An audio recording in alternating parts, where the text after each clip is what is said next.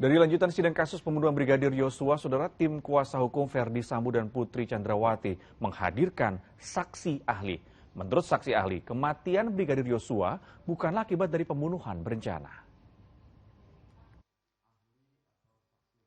Kamis siang di Pengadilan Negeri Jakarta Selatan, Mahrus Ali dihadirkan untuk menjadi saksi ahli pidana material dan formil yang meringankan pihak Ferdi Sambo dan Putri Chandrawati. Dalam keterangannya, Mahrus Ali yang juga merupakan seorang dosen menjelaskan terkait perbedaan pembunuhan berencana dan spontan. Menurut Mahrus, pembunuhan berencana dilakukan pelaku utama dengan adanya jeda waktu sehingga pelaku bisa memikirkan akibat dari pembunuhan yang ia lakukan. Selain itu, Mahrus juga menerangkan bahwa pembunuhan berencana dilakukan dengan kondisi psikologis yang tenang. Circumstances, hal-hal yang menyertai saat pelaku memutuskan kehendak dalam situasi tenang.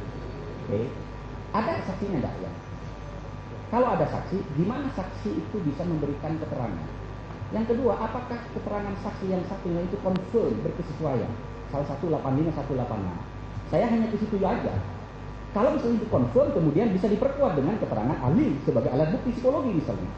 Mengenai keterangan saksi ahli pidana tersebut, kuasa hukum Ferdi Sambo dan Putri Chandrawati, Febri Diansah, membantah adanya perencanaan pembunuhan yang dilakukan sebelum peristiwa terjadi.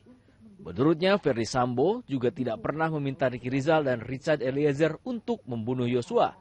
Hanya Richard yang mengatakan ada permintaan membunuh, bukan pengakuan Ferdi Sambo ya. Hanya Richard yang mengatakan ada permintaan membunuh dan Bu Putri ada di lokasi. Dan keterangan saksi Richard berdiri sendiri. Tidak didukung oleh saksi yang lain, tidak didukung oleh bukti yang lain. Dalam sidang ini, Mahrus Ali juga menyampaikan bahwa hasil visum bisa menjadi bukti persidangan terkait adanya kekerasan seksual. Namun, apabila tidak ada hasil visum, Mahrus menuturkan bukan berarti kekerasan seksual tidak terjadi.